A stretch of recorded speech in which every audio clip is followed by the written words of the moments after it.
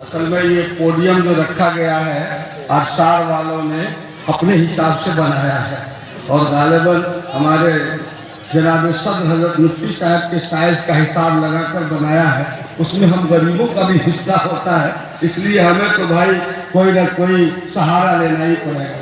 जज़ाकुमुल्लाह।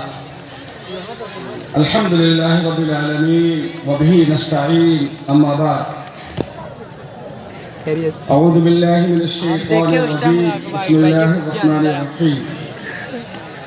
लन तनालुल बिर्रा हत्ता तुनफिकू मिम्मा तुहिब्बून वमा तुनफिकू मिन शैइन फइन्नल्लाहा बिही अलीम। सदक़ल्लाहुल अज़ीम। आज के इस तारीखी आबादी के तारीखी एहतजाजी इजलास के सदर आली कब्र इमारत शरिया बिहार उड़ीसा झारखंड व मगरबी बंगाल के कायम मकाम नाज़िर ज़िला जमुई के काजी शरीयत जनाब मौलाना मुफ्ती नोमान अख्तर कासमी साहब आहा इस मुल्क की आज़ादी के लिए, इस मुल्क से अंग्रेजों को भगाने के लिए हमने अपने जान की बाजियां भी लगाई है। हिंदू मुस्लिम सिख ईसाई सब ने मिलकर अपनी जान की कुर्बानी दी, जब जाकर के ये मुल्क आजाद हुआ। आज जो ये वक्त तरमीमी एक्ट आया हुआ है, जहाँ ये शरीयत के खिलाफ है, इस्लाम के खिलाफ है, वहीं ये दस्तूर के खिलाफ है, आईन हिंद के खिलाफ है।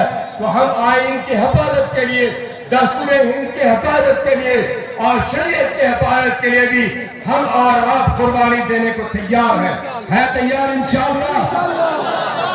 और याद रखिए कि एनआरसी का मामला, सीएए का मामला, ये शहरियत का मसला था और वक्त का मसला शरीयत का मसला है। याद रखिए शहरियत से ज्यादा अहम शरीयत है। शरीयत हमारी जान से भी ज्यादा प्यारी है, लिहाजा शरीयत पे कोई हाथ पाए, शरीयत पे कोई आ जाए, इस मुल्क का मुसलमान। वक्त की तंगी दामनगीर है। बस अल्लामा इकबाल के 2-3 अशार कहना चाहता हूँ कि कुछ बात है कि हस्ती मिटती नहीं हमारी, कुछ बात है कि हस्ती मिटती नहीं हमारी। सदियों रहा है दुश्मन दौरे जमा हमारा, और ईरान रूम मिस्र रूमा, ईरान मिस्र रूमा सब मिट गए जहां से, पर अब तलक है बाकी नामो निशा हमारा। और तौहीद की अमानत सीनों में है हमारे, तौहीद की अमानत सीनों में है हमारे, आसान नहीं है मिटाना नामो निशा हमारा। और ये हुकूमत हिंद सुन ले, बातिल से दबने वाले ऐ आसमान नहीं हम, बातिल से दबने वाले ऐ आसमान नहीं हम। 100 बार कर चुका है तो इम्तिहान हमारा, 100 बार कर चुका है तो इम्तिहान हमारा। और अभी मौलाना हिफ्जुर रहमान साहब नदवी फरमा रहे थे कि अगर हमें जरूरत पड़ी तो हम जेलों को भी आबाद करेंगे और शरीयत इस्लामी पर किसी भी तरह का दाग या उंगली आने नहीं देंगे, और हम अगर जरूरत पड़ी तो अपनी जान की बाजी लगा देंगे। इस शेर के साथ मैं इस बात का खुलासा करता हूँ कि हुकूमत हिंद से हम ये कह सकते हैं आंखों में आंखें डालकर कि इधर आज सितमगर हुनर आजमाए, इधर आज सितमगर हुनर आजमाए, तू तीर आजमा हम जिगर आजमाए। और कुछ देर की खामोशी है फिर शोर आएगा, कुछ देर की खामोशी है फिर शोर आएगा। आज कुत्तों का दौर है फिर हमारा दौर।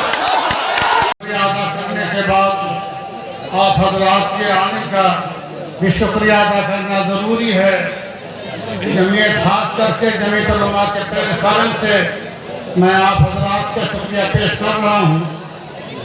बहरहाल ये आगाज़ है, ये जो एहतजाज है इसमें शामिल हुए हैं, ये अभी आगाज़ है, शुरू है, अंजाम इसका बहुत लंबा है, बहुत आगे है। इसलिए मैं कह रहा हूँ कि ये एहतजाज तो अभी हुकूमत के खिलाफ है। कल के बाद देखिए, खुदा करे मुसलमानों के हक में साफ फैसला आ जाए। अगर खुदा ने खास से कल सुप्रीम कोर्ट ने मुसलमानों की हिमायत में फैसला नहीं किया, इसके मुतालबात को नहीं माना, तो फिर उसके खिलाफ ही एहतजाज होगा। क्यों? कि उन्होंने सुप्रीम कोर्ट के 6 जजों ने मिलकर के ये अपना इरादा और तफसीला सुना दिया कि दफा 13 से लेकर दफा 26 तक की खिलाफ वर्जी किया है। कानून एक क्या जो हुकूमत ने पास किया मंजूर किया है वो दफा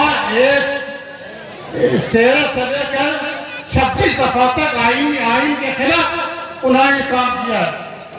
इसके बावजूद अगर वही अदालत वही सुप्रीम कोर्ट के सुप्रीम जज अगर खिलाफ में अगर फैसला सुनाता है तो एहतजाज होगा इंशाअल्लाह। तैयार है। अब इसके बाद हम वो दिखलाई नहीं देती महासागर बनाने में, मगर एहसान सबका है। हम सब मिलकर इस मुल्क को बनाने वाले हैं। लिहाजा अंग्रेजों को हमने यहाँ से भगाया था। आज के जो काले अंग्रेज आए हैं उनसे मुखातब होकर कहना चाहता हूँ, मैं वो आंधी बनाऊंगा, मैं वो तूफान बनाऊंगा जो आंधी से टकराएगा, मैं वो तूफान बनाऊंगा जो आंधी से टकराएगा। नए अंग्रेज आए हैं, नए गांधी बनाऊंगा। वो आखिर दअवाना अल्हम्दुलिल्लाह रब्बिल आलमीन। इंशाअल्लाह बहुत शुक्रिया। ये थे कुछ शेर सुनाना चाहता हूँ। अल्लाह फरमाए सल्लल्लाहु अलैहि वसल्लम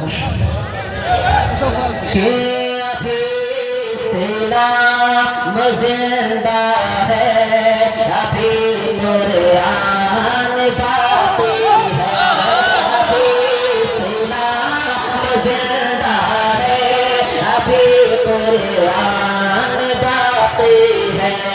गुलामों के लिए सरकार का फैज़ान बाकी है, गुलामों के लिए सरकार का फैज़ान बाकी है।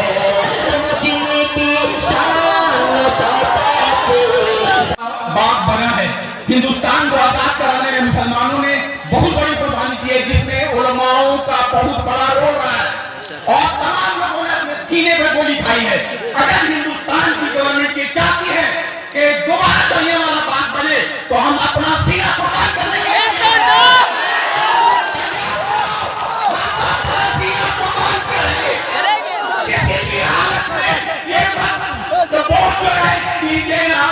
बिल को पास नहीं होने देंगे, चाहे इसके लिए मेरी जान भी क्यों चले जाए। आप लोग अपना जान देने के लिए क्या तैयार हो? शुक्रिया शुक्रिया तमाम लोगों का। हमारा इतना बड़ा स्टेज पर इस नातीज को याद किया गया है, लेकिन बड़ी खुशी की बात है कि आप तमाम हजरात जो हमारे जमुई जिला से और लखीसराय और गलादा से जो आए हुए हैं, दूर दराज से जो आए हुए हैं, हम उनको शुक्रिया अदा करते हैं और तहे दिल से शुक्र अदा करते हैं। बड़ी अफसोस की बात है कि जब से हमारे भारत के सरकार बीजेपी बना है, कभी भी किसी को चैन से रहने का मौका नहीं दिया है। ये मान लीजिए हमारे उलमा शैतान जरूर नहीं मारता, लेकिन ऐलान करता है। लेकिन लाहौर वाला पढ़िए 5 तारीख शैतान 7 तारीख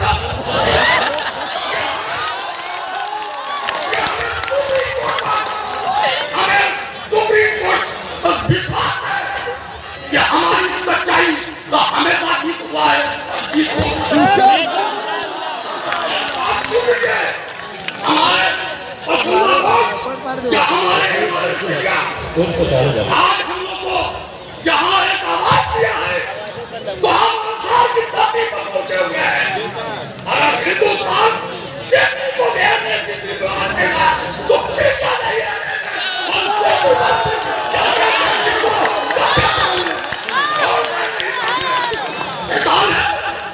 आने तो थोड़ा होगा। आदमी जब बीमार मिलता है कान खोलकर हमारे मीडिया वाले भी सुने, हमारे जो थाना प्रभारी और जो प्रशासन है वो भी सुने, और हमारे जितने हिंदू समाज सनातन धर्म के भाई है वो भी सुने। कहा है कि न हिंदू किया पैदा न मुसलमान किया पैदा, न हिंदू किया पैदा न मुसलमान किया पैदा, कुदरत ने तो भगवान ने तो हर एक को इंसान किया पैदा। लेकिन लोग इंसानियत से हटकर ये जाति विवरण पर चलते हैं, ये जाति कत्ल करने पर चलते हैं, ये अच्छी चीज नहीं। अगर इतनी बात थी तो उस वक्त करना चाहिए जिस वक्त की अंग्रेजों ने हमारे साथ जुल्म रहते थे और हमारे बाप दादा जितने भी थे सभी लोगों ने मिलकर अपनी गर्दन कटा के अपनी माँ बहन का सिंदूर को धोला दिए थे और ये हिंदुस्तान को आजाद किए। इसलिए हिंदुस्तान हमारा है और हमारा रहेगा और रहेगा तो रहेगा, इसको कोई छीन नहीं सकता है। इनकलाब जिंदाबाद, इनकलाब जिंदाबाद, हिंदुस्तान हमारा जिंदाबाद, हिंदुस्तान हमारा जिंदाबाद। हम लड़ेंगे, हम लड़ेंगे। अंग्रेजों से छीन के आजादी अभी भी आजादी करेंगे। इनकलाब जिंदाबाद। इसी साथ मैं अपनी इसको खत्म करता हूँ।